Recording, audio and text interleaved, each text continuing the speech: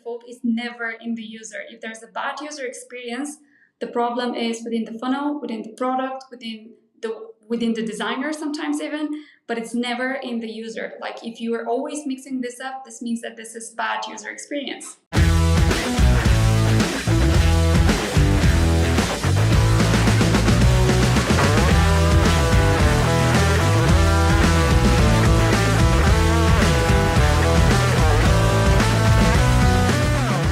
This next episode of Tier 11's YouTube channel, where we interview different people within the customer acquisition space and customer retention space and find out how they do what they do and how they think about the different things within their area of expertise.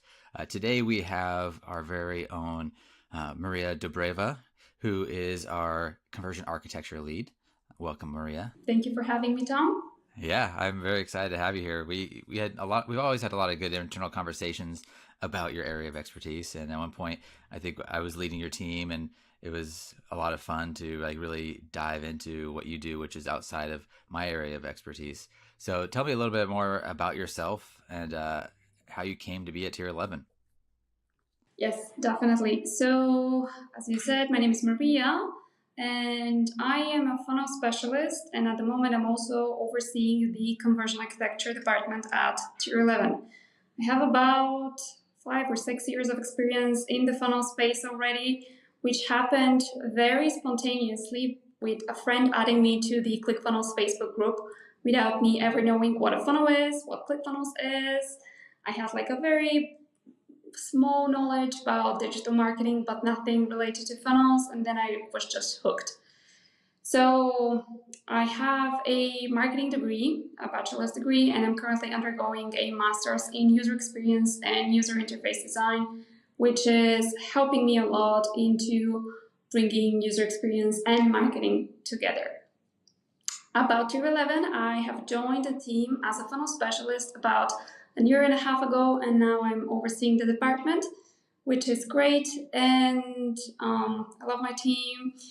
Tom is one of the people that I value so much in Tier 11, and he's helped me tremendously. So yeah, that's pretty much it. So you said you got into funnels kind of accidentally when your friends added you to the ClickFunnels group. Tell me a little bit more about your experience learning what a funnel was and how you've turned that into a career. Yes, so I've always felt kind of entrepreneurial and always had this entrepreneurial mindset. So initially when I joined the group by accident, this friend added me because I was interested in creating a service-based business of my own. And he told me, okay, I'm going to add you to this group, take a look, it's really cool, it's funnels. And I'm like, what is a funnel? And from there, I started reading discussions in the group chat. I made myself a free trial for ClickFunnels. If we have to be honest, I maybe had about 3 before I signed up permanently. Sorry, Russell. But from the moment I logged into ClickFunnels and just started playing with the drag and drop tools and just doing some stuff. I had 0 design experience at that point. And in a couple of hours, I was able to make something pretty decent. So going back to the basics, what is a funnel? Oh, that's a very good question. So I usually like to play with my hands when I'm explaining to someone what is a funnel, because it actually takes the shape of a funnel. A funnel is a sales process or a sales tool or a lead generation tool that helps you acquire customers or generate leads for your business. Starting at the top of the funnel, you have the big audience, you have the big broad spectrum of people, and then taking them step by step through the funnel, you are filtering them and leading them towards your final goal, which would be as many conversions as possible, or as many leads as possible, or as many of the action that you want them to take. So you're talking about this whole sales funnel. Where does the beginning of the funnel happen and where does the end of the funnel happen? So funnels can take different shapes and format. Usually the beginning of the process is starting with the ads. So even before anybody lands on your landing page, the way you pre-frame people, the way you set up your account, the way you set up your creatives and everything is helping you towards your end goal. So from there, a funnel could be in the form of a set of landing pages that take you from step by step. You could also have email funnels that are like follow-up funnels. And pretty much these days, everything can take the shape of a funnel. You can even have advertising funnels. And yeah, does that answer your question? It does. So basically, to simplify the idea of a funnel, would you say that at the top, you're just kind of searching for anybody out there, like the whole world is your audience, and as you go through the funnel, you're finding your actual customer? No? I wouldn't say it exactly like that, Okay. because this would be an ineffective funnel if we do it like that. Because a lot of businesses like to say that everyone could be their customer or everyone could be their audience, but this is very rarely the case unless you're selling like socks or something like that. Not everyone is part of your audience. So you need to be careful even before you start sending traffic to your funnel, who you are looking for. You need to be writing for this person. You need to be creating graphics and everything specifically for that person. So it's not a process of searching who your perfect avatar is, but it's creating a process to acquiring that perfect avatar. Funnels are really about customers then, right? Where it's like, how do you engage with customers at each of these different steps? So I know you've been very passionate about like a very customer focused or user focused way of doing things. Talk a little bit about that and how you've what you've learned along the way. Yes, definitely. So I would like to start this by saying that a funnel, like launching a funnel, launching your ads towards a funnel, is just the first step of the process. And it's very rarely that even us as funnel specialists, we make it perfect from the first try. So that's very rarely the case. You always need to optimize, you always need to make changes. And as someone very smart who used to work at Tier 11 said, you see with different eyes when you launch a funnel. So you see completely differently the thing that you created when you launch it. So then you need to start optimizing it. And this is a pretty standard process for the majority of advertisers, agencies, funnel specialists, and everyone who has anything to do with funnel are familiar with conversion rate optimization. This is the process that comes after launching a funnel, and this is like the ongoing process of improving your funnel or website in order to increase conversions. However, something that we like to do in conversion architecture is trying to mix conversion rate optimization with user experience optimization. And I want to state some of the differences between what CRO is and what UXO is. The traditional term within the funnel industry is CRO, or conversion rate optimization, and UXO is a lot more user focused. And like, how do you optimize the user experience? Is that still leading towards conversion rate optimization? Okay. Yes. So let's start with the two definitions of what CRO is and what UXO is to slowly start getting into what the differences are between these two and what the similarities are.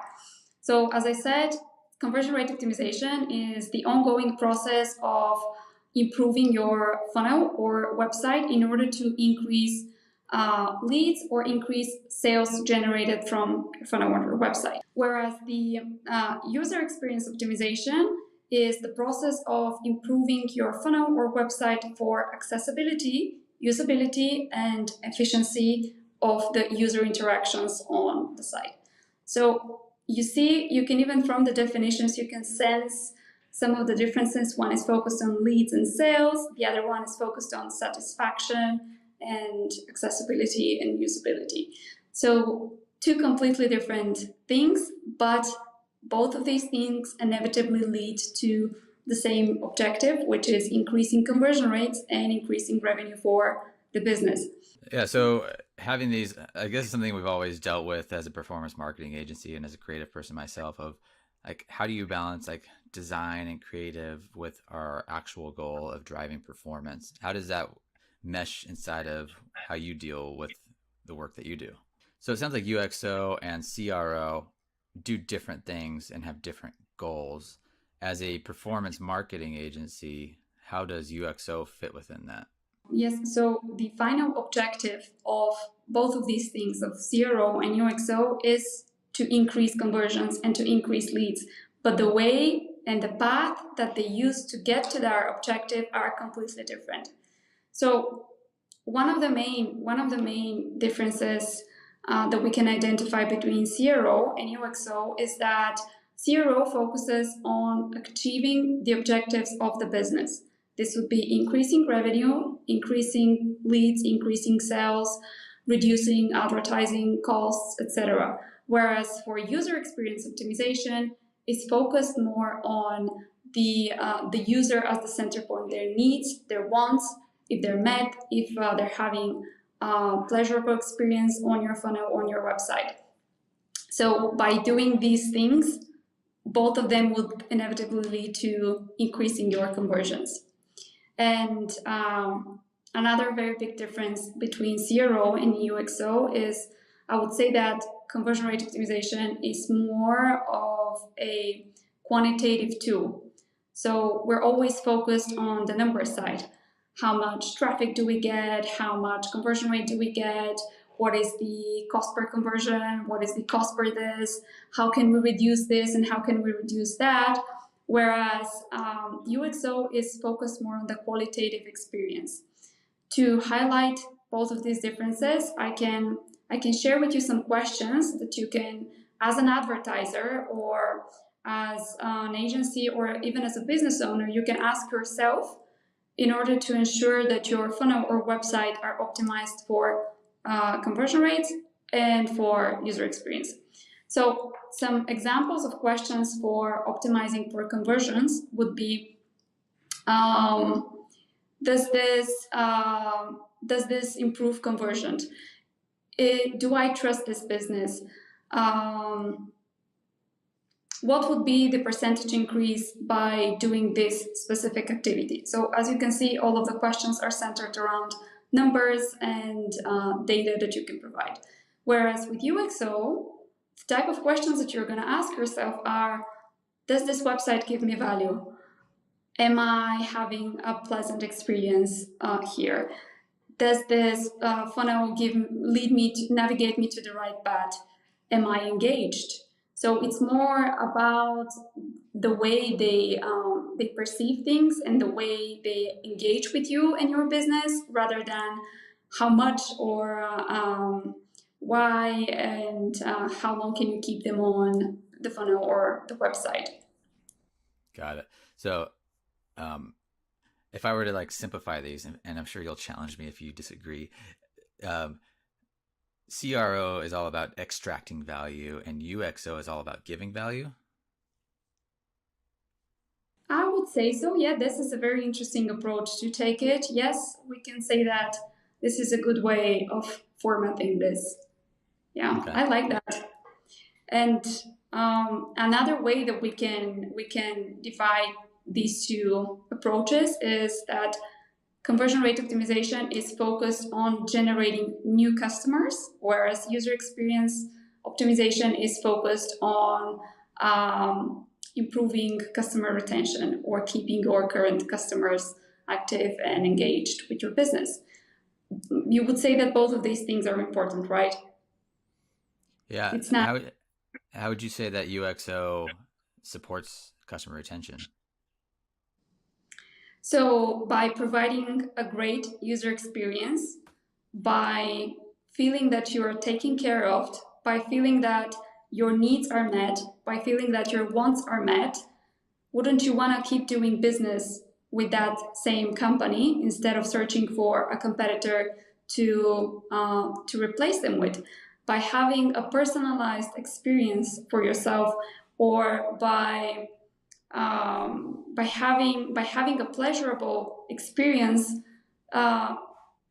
these are all things that are helping you to keep doing business with the same company instead of going someplace else. So in that sense, is UXO like brand building? It's a lot more than brand building, but yes, brand building is probably one portion of it. So UXO could be a lot of things, and there's like if you imagine them as two circles, there are some things that match with conversion rate optimization. So there are not only differences, there are a lot of similarities too. So some things like, is this business trustworthy? This is both important for CRO and for UXO. So it's not only about brand building, but your brand and the way you present yourself, if that matches with what your customer wants and needs and wants to see and likes to see, this is also a very good user experience. Okay. So you talked about, was it accessibility, efficiency? Was the other one effectiveness? What was it? Accessibility, usability, and efficiency. So talk about each of those and what those mean within a user experience. Definitely. So let's start with accessibility. This is like the very basic thing that must be common sense, but it's not common sense. And many of the not only web designers, funnel specialists, agencies, or anyone who has anything to do with funnels or websites takes into consideration. So, in order for a funnel or a website to be accessible, you need to have clear navigation. You need to have good contrast between elements, between different elements like text, background, graphics, and everything like that. If you know who your avatar is, if you are aware of how they look, what they want, what they feel, you will be able to make your funnel accessible pretty easily. But the problem with accessibility comes when you don't know all of these things and you want to cater to everyone. This is probably not a good approach, and it doesn't allow you to do so much with the user experience optimization or your user experience process in general. About usability, these are things like, is everything functioning properly? This is, again, should be common sense, but it isn't.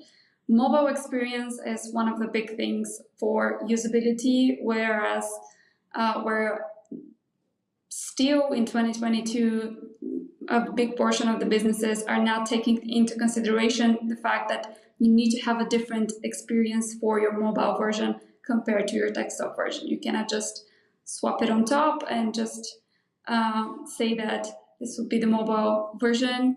Just have what you have on the desktop and just swap it there.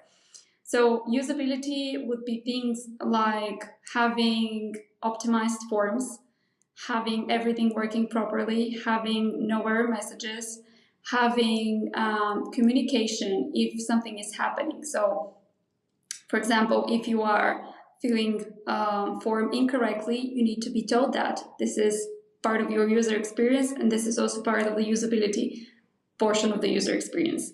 So there's a ton of minor things, a ton of small things that you can do in order to improve it. But I would say the big things, the very big thing would be making sure that everything is functioning properly and as it should. Yeah, so it's just all about reducing the friction of using something. Like you don't want people to be surprised or something not to work as they expect with the usability section. Okay. And efficiency. Exactly. To add one more thing to that, simplicity is also a very important step in usability. Having a simple process is much better for the user compared to having a complicated one. About efficiency, efficiency speaks to questions like, is this navigating me to where I want to go? Is the objective clear of what I need to do next? And if the answers to these questions is yes, then you have an efficient user experience. Things like buttons that would lead me to a place where I'm not expecting, and as you mentioned, surprises are not good for your efficiency. Complicated processes, again, are not good for efficiency. Limited or missing information that's crucial for the user is not good for the efficiency of your funnel. And there's a lot more things to be mentioned, but I would say the basics are these. Yeah. Would you say like designing for user experience is like pretty intuitive? I would, yes, we could say so, but pretty intuitive for who? For the designer or for the user? Well, for the designer, like the way I imagine is you design. I mean, you should view it as you are the user, right? So you should design for a way that would work, that you would expect it to work. Or is that wrong? Yes, that's a myth that a lot of designers and funnel specialists do not take into consideration. Designing as if you were the user. That's in most cases wrong, and in most cases you are not the user, so you should not be designing from intuition and from what you would like and from what it would please you. So to give you an example, with this is very far from digital marketing, but let's say that you have a door and this door has a big handle on it. What would you do with this door? Are you gonna push or you're gonna pull? Which direction is the handle? It's towards you. Like, is it horizontal or vertical, or does it matter? If it's It horizontal, doesn't matter. if it, It has a handle. What are you gonna do with it? It's oh not yeah, like sorry, yeah, handle's it doesn't pull. have this thing. It's Yeah, just like a big handle. What would you do? a big handle I'd pull. You would pull? Exactly. Yes, Yeah, you would pull. But if you notice, a lot of doors have it exactly the opposite. So you have this big handle and you need to push. Instead, you would need to, like, if you had a good user experience in this case, you would only just do like that with your hand, and that will be it. this reminds me of my Chipotle down on the corner. Every single time I open the wrong door in the wrong direction, and I can never remember because it's not clear. It's got these two twist handles. One door is locked, and it's not clear which one. And twist handles, I guess, could go either way, but I'd expect to pull, but it's a push, and so I totally understand. You see, exactly, that the fault is not in you. The fault is never in the user. If there's a bad user experience, the problem is within the funnel, within the product, within the designer sometimes even, but it's never in the user. Like, if you are always mixing this up, this means that this is bad user experience. Right. So kind of the customer is never wrong when it comes to user experience. Yes, Okay. this is something that I would agree with. All right. So if I'm a advertiser or a brand owner, how do I go about designing from the customer side? Because clearly I would have designed for something that I liked, but that's not who the customer is. Yes. So for a start, I would suggest to know who your customer is. Like, this is probably the most crucial step towards designing for user experience, to know who exactly you are designing for, to know your audience, to know what age they are, where they're from, what they like, what they don't like, what are their biggest pain points, how you can solve these pain points, and just dive deep into who they are, what they want. And if you put yourself into the shoes of that user, you're going to slowly start understanding why some things could be frustrating for them in your user experience path, or why some things could be misleading or confusing or missing. So really getting into the head of your user is probably the first step. How do you go about like design? Like, how do you know what to do for different users? Like, it's a 60-year-old woman versus a Gen Z TikToker. How do you know what to do for each of these? Definitely. So I can give you an example for some of these, for the examples that you gave, like a 60-year-old woman and a Gen Z TikToker. Let's give the example with the socks, because this is something that could fit the majority of the audience, but still you would see how some differences would make it better suited for the one audience, and the others would be better suited for the other. So if you were designing a funnel for socks for 60-year-old grandmas, one of the first things that you would want to make sure of is to take into consideration that their eyesight is not as good as yours or as Gen Z. So what this means is that you're probably going to need to make the font this big so they don't need glasses to use it. And this is especially important on mobile devices where the screen is even smaller and it's even more difficult to read. Another thing that you would do is use the right stock images or use the right models in order to for your audience to see themselves represented in your product. So what this means is that if you're designing for 60-year-old people, you would use 60-year-old people to present your product instead of 20-year-old girls or 20-year-old boys. You would use 60-year-old men and women. Another thing that you could do is take into consideration the color palette that you're going to be using. So something that is not so bright or not so harsh on the eyes could be better, like lighter colors with great contrast, like black and white, and things like that, like black for the text and white for the fonts, would be better suited for this audience.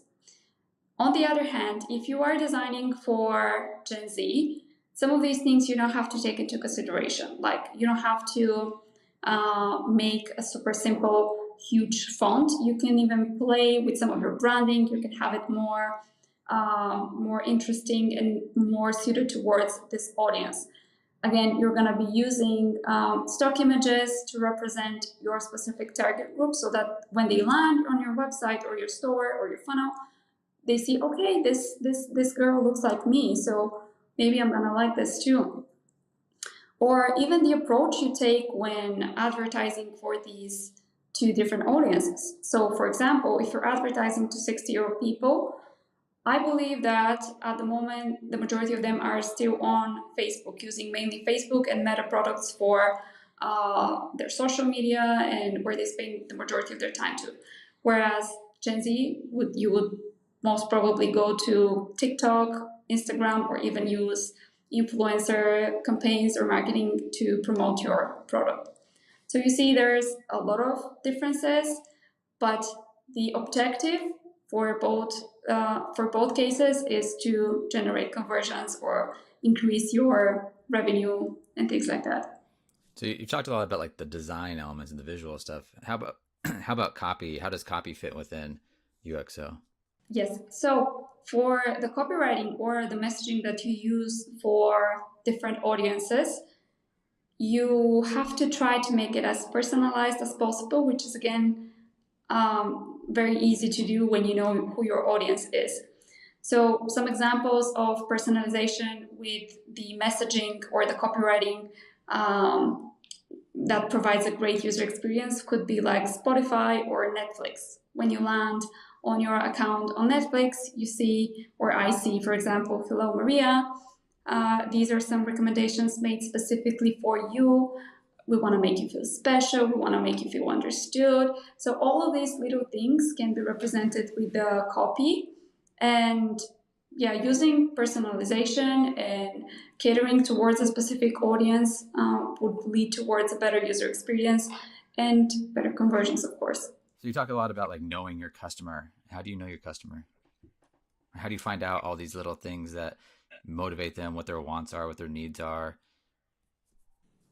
You study them, you speak with them, you communicate with them, you ask for their feedback, which is something that a lot of businesses think that they're doing, but in most cases they're not. So I've been in situations where someone tells me, okay, yeah, I know who my customer is, I know who I want to market to, but who you want to market to and who you want to sell to and who is actually purchasing from you sometimes are two very different things. So user experience allows you to get to know your customer by a lot of different techniques. There are so many out there that you can use.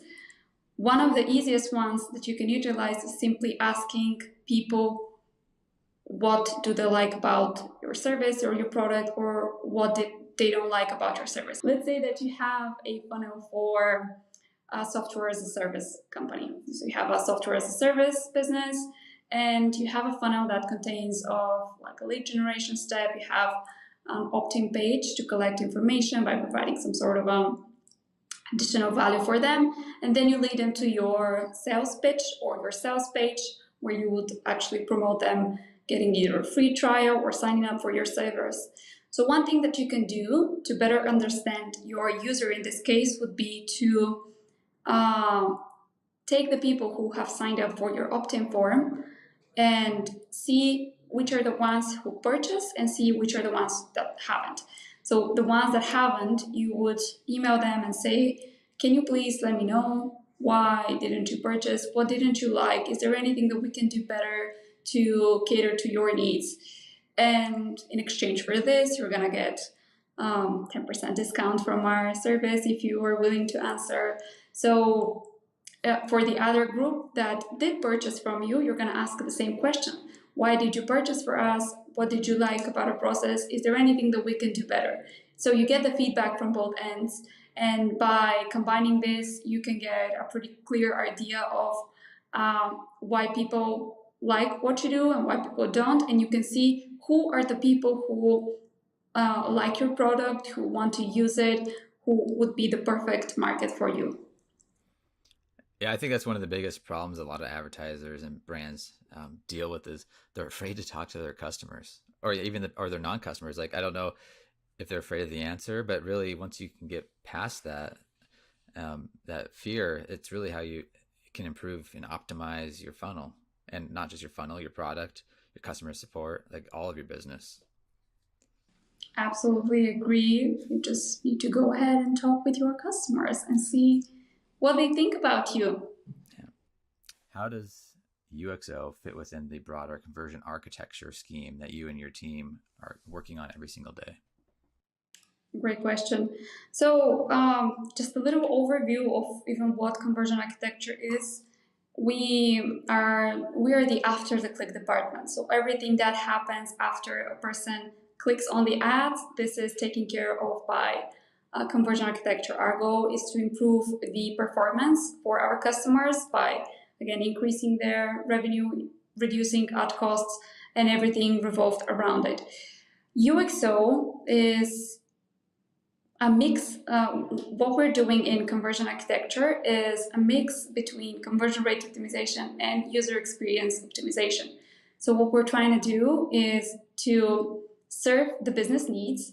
So have the objectives in mind that we need to increase conversions, we need to generate more revenue, or whatever the business objective is, and have the user in mind. So with this, we are also, while we're designing a funnel or we're building the messaging or everything, we are trying to get ourselves in the shoes of that user and find out what can we do better and how can we do that in order to improve that experience for them. So really, we're not taking different approaches towards CRO and UXO. The difference that we're doing is that we're taking them both. So we're trying to cater to the business needs and to the user needs, which is, I would say, probably the ideal path to success for businesses. So offer analysis is part of conversion architecture. How does that fit within overall user experience optimization? Yes, so having a user optimized offer is very important for the success of your business. What does a user optimized offer look like? So taking into consideration not only who your avatar is, but also the way you are presenting your offer, the type of messaging that you're using, the type of benefits that you're promoting, the amount of trust factors that you have in that offer, or even the way that the copywriting is written, the sound, the tone, the voice of it could impact the user experience. If you are writing with the user in mind, if you are creating your offer with the user in mind, this could increase your sales, scale your business, help you scale your business, and increase your revenue, of course.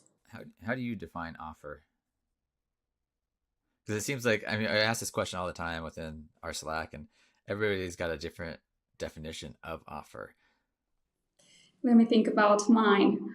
So an offer for me would be the product, the service, and the benefits and the problems that it solves for your user. So let's say that your offer is designed for a specific issue and that you can resolve this issue for your user. So with that definition in mind, like that issue becomes like your ideal customer specific, and that becomes part of the overall user experience. Definitely. Knowing what the main pain point of your user is and knowing how to solve that for them is the road to success. Yeah. And then a key part of building the right offer for that user. Absolutely. So, is there anything else you wanted to add, Maria? Let me think about that. I think that will be all for me. Excellent. Well, I'm really excited for the stuff that you're doing in conversion architecture. We actually hired you internally to build out the conversion architecture section of tier11.com. So anybody that wants to see it in action can go over to tier11.com and look at the conversion architecture section and see how much better of a user experience it is compared to the rest of our site until I hire her for the rest of it. Well, thank you very much, Maria. This is a very enlightening chat. I like going deep on these subjects, and I'm sure we'll be talking more about this in the future. Thank you too, Tom. Thank you for having me. It was a pleasure. It was exciting. All right. See ya.